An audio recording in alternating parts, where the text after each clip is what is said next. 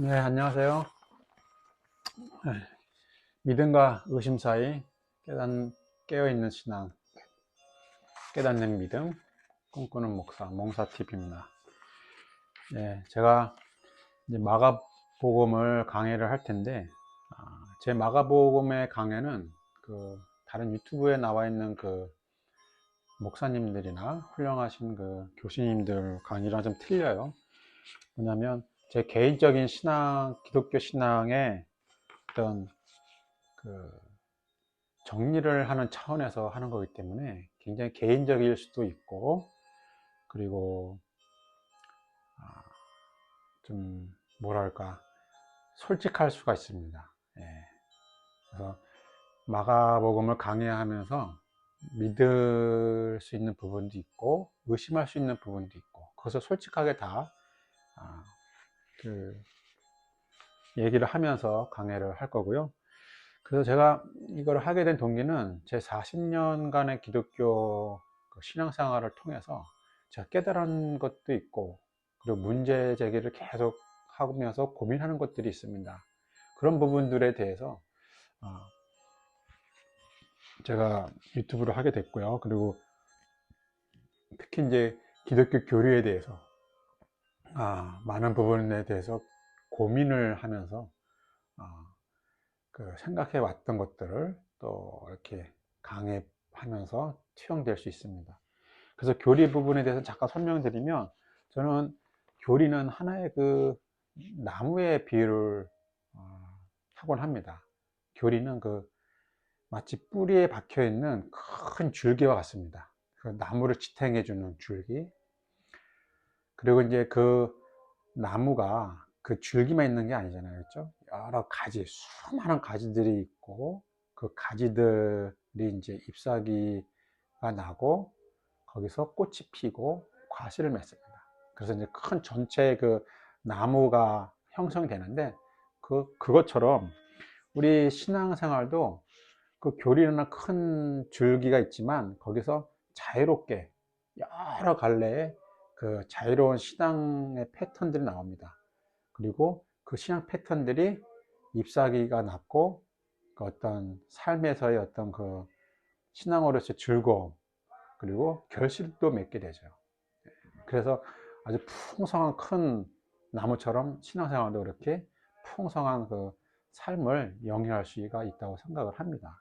그래서 마치 예수님이 천국 비유에서 나오는 것처럼 작은 씨가 자라서 어느새 큰 나무가 되는 것처럼, 우리 기독교 신앙생활도 그와 같다라고 생각을 합니다.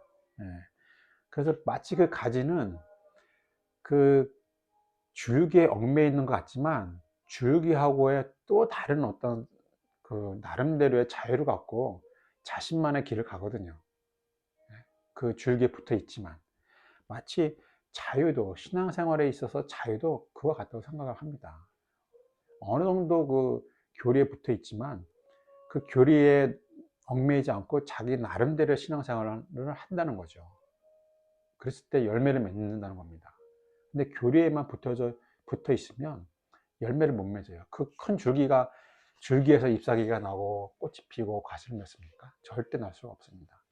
그래서 우리가 단편적으로 보면 교리에 너무 이렇게 집착하시는 분들 보면 융통성이 없다, 그리고 너무 과격하다, 그리고 심지어는 근본주의자들은 다른 사람들의 생명까지도 앗아갈 수 있는 그런 위험성을 갖고 있어요. 지금 한국의 정광훈 목사 같은 경우는 저는 그런 패턴이라고 봅니다. 완전히 교리에 사로잡혀서, 자기 사상에 사로잡혀서 남들을 완전히 개무시하고 남들을 다 욕을 하면서, 얼마나 교만합니까? 하나님 앞에서 하나님의 종이라는 사람이 그게 가능한 일이 아니라고 생각합니다. 바로 그게 교리의 폐단이라고 생각을 합니다. 그래서 아무튼 신앙생활에 있어서 자유가 중요하다, 자유가 너무너무 중요하다, 그런 차원에서 저는 제가 신학 공부도 하고 목사 안수도 받았지만, 지금은 이제 교회를 나가질 않습니다. 상처가 있어서 교회를 안 나가는 게 아니고, 50 초반에 이제 나름대로 내가 원했던 나름대로 신앙생활을 좀 해야겠다 싶어서 교회를 안 나가고, 정말 제 개인적인 어떤 그런 신앙을 고쳐라 정리를 해 나가면서 남은 여생을 살아야겠다 그런 생각이 들어서, 예, 지금 이렇게 이제 유튜브도 시작하게 됐습니다. 그래서 이 유튜브를 통해서 뭔가 여러분들과 좀 소통이 있고 저와 비슷한 생각 가지신 분들하고 자유롭게 이런 신앙 얘기를 했으면 좋겠습니다. 그래서 제가 이제 나누고 싶은 것은 이제 마가복음의 오늘은 그 마가복음 개요를 잠깐 설명드리고 오늘을 마치고, 또 너무 길면 지루하니까 성경 자체가 사실은 지루한 면이 없지 않아 있으니까 짧게 유튜브를 만들려고 합니다. 마가복음은 일단은 이제 로마 크리스찬들을 위해서 그 저술이 된 겁니다. 그 당시 마가복음이 작성됐을 때는 네로 황제의 그 박해가 굉장히 심했죠. 그 로마시의 그 화제의 어떤 누명을 쓰고 기독교인들이 많은 피해를 받았습니다. 어마어마한 피해를 받았죠. 그때 바울도 순교했고 베드로도 순교했습니다. 그래서 마가는 그러한 상황 속에서 어떤 그러니까 구전으로만 전승하는 그러한 복음서 말고 문서로 만들어야겠다 싶어서 이 마가복음서를 지었는데, 이게 이제 복음서의 최초 복음서가 된 것입니다. 그래서 마가복음의 그 1장 1절에 보면 이게 이제 마가복음의 그 주제입니다. 하나님의 아들 예수 그리스도의 복음의 시작이다. 이게 이제 마가복음이 하려고 하는 그 메시지입니다. 여기에 보면 하나님의 아들이 먼저 나옵니다. 그리고 예수, 그리고 그리스도. 그러니까 예수라는 분은, 역사적인 예수는 그대로 있어요. 근데 하나님의 아들 그리스도, 이거는 이제 이 예수를 두고서 이 주변 사람들의 어떤 고백이죠. 예수님을 향한 고백. 당신은 하나님의 아들이십니다. 당신은 그리스도입니다. 이거는 고백이에요. 예수는 사실이고. 그러니까 하나님의 아들 그리스도, 이거는 사실 상관없이 그냥 고백입니다. 신앙입니다. 예수를 그렇게 믿고 싶어서 그렇게 말을 하는 겁니다. 예수의 행적을 보고서 그렇게 말을 한 겁니다. 그래서 저한테는 하나님의 아들, 저도 충분히 고백합니다. 성경을 보면서 그리고 제가 깨달은 것도 예수는 하나님의 아들이다. 이건 너무 제 신앙에 있어서 핵심이에요. 근데 이제 그리스도는 굉장히 뭐랄까 좀 종교적인 유대교에 제한된 어떤 그런 고백일 수밖에 없어요. 왜냐하면 이거는 구약에서 예언되어 왔던 그런 존재로서의 이스라엘을 회복시키러 오시는 메시아로서의 고백입니다. 근데 하나님 나라는 굉장히 어떤 보편성을 띠고 있어요. 보편적인 고백입니다. 그래서 저는 개인적으로 그리스도라는 고백보다 하나님의 아들이라는 그 고백이 훨씬 더 자유롭고 훨씬 더 편하고 훨씬 더 쉽게 나옵니다. 그렇다고 제가 그리스도라는 고백을 뭐 잘못됐다라고 말을 하는 게 아니고, 어떤 제 관점에서는 그렇다라는 것입니다. 그래서 특히나 이제 이게 로마인들을 대상으로 쓴 복음서이기 때문에 그리스도라는 그런 개념은 로마인들에게는 굉장히 받아들이기가 어렵죠. 그런 개념이 없기 때문에. 뭐 메시아로서 와서 유대의 민족을 회복시키고 다윗 왕국을 부활시키고 하는 그런 개념을 가질 수가 없죠, 로마인들은. 하지만 하나님의 아들이라는 그런 개념은 충분히 가질 수가 있죠. 왜? 황제들을 신의 아들이라고 생각을 하니까. 그러니까 왕으로서의 그런 어떤 권위로 신의 아들이라고 하는 개념이 있기 때문에, 마찬가지로 예수도 그렇게 하나님의 아들이다 라는 그런 고백은 로마인들에게 쉬웠던 것입니다. 그리고 이제 복음이라고 나오는데, 이건 복음은 당연히 이제 예수님의 복음은 하나님 나라의 복음입니다. 하나님의 아들이 와서 말하는 건 뭐겠습니까? 하나님의 나라입니다. 그래서 하나님의 나라 이 복음은 이제 예수님이 오셨을 때부터 시작된 것입니다. 네. 그래서 하나님 나라는 그때부터 시작되고 그때부터 이제 전파가 시작된 것이죠. 그래서 마가복음은 이제 그 부분에 초점을 둬서 이제 이야기를 시작을 합니다. 그런데 이제 하나님 나라라는 것도 굉장히 받아들이기가 어렵지가 않아요. 하나님의 아들처럼 굉장히 보편적이거든요. 뭐냐면 그 하나님을 뭐 종교적으로 믿지 않아도 신이 있다 하는 분들은 이걸 받아들이기가 좀 쉽죠. 종교적으로 받아들이는 게 아니라 그냥 일반 개념으로 하나님이 창조했으니까 전 우주가 다 하나님의 나라죠. 하나님의 통치권에 있잖아요, 다. 이거는 뭐 당연한 거죠. 뭐 하나님 나라가 어디 뭐 태양계에만 있고 다른 뭐 저기에는 없다. 그거는 말이 안 되죠. 하나님의 전지전능함이 있다고 생각을 하기 때문에. 그래서 하나님의 나라의 복음도 받아들이기가 쉽다.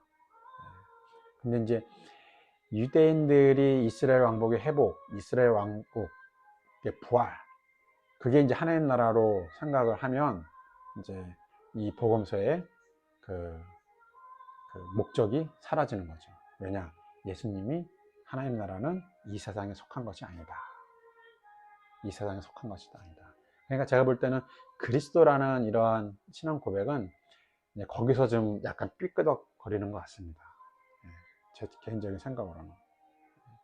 그래서 마가복음은 이제 이 주제로 시작해서 뭐부터 시작하냐면 증명을 합니다. 먼저 예수님이 진짜 하나님의 아들이다, 그리스도라는 것을 증명을 하고 짧게 증명을 합니다. 그 구약의 예언을 들고 그리고 세례 요한에게 세례를 받으시면서 거기서 나오는 하늘의 그 소리가 있고 사탄의 그 광야의 시험을 통해서 증명합니다. 그리고 그 증명된 그 하나님의 아들이 권능을 행합니다. 이제 그 권능 행함이 계속 나와요. 귀신 쫓고 병자를 고치고 그리고 자연을 통제하고 하면서 이 사람들이 그 베드로도 그렇고 로마 백부장도 그렇고 하나님의 아들로 고백하고 그리고 이 자연도 예수님 앞에서 통제당하고 귀신도 하나님 아들이라고 말을 하고 여기서 이제 막 그 권능을 하면서 정말 하나님의 아들이구나 하는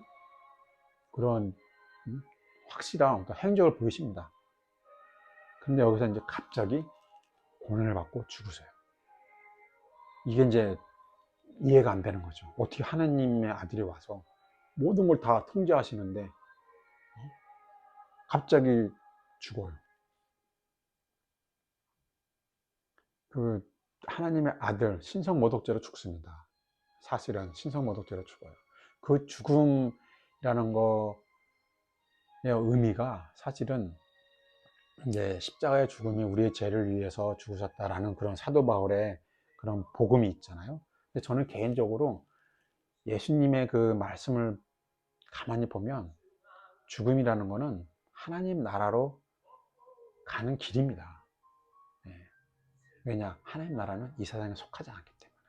이 세상에서 죽어야 이 세상에 속하지 않는 나라를 갈 수 있는 하나의 문으로 생각을 하십니다. 그래서 예수님이 계속 나는 죽어야 한다, 죽어야 한다, 죽을 것이다.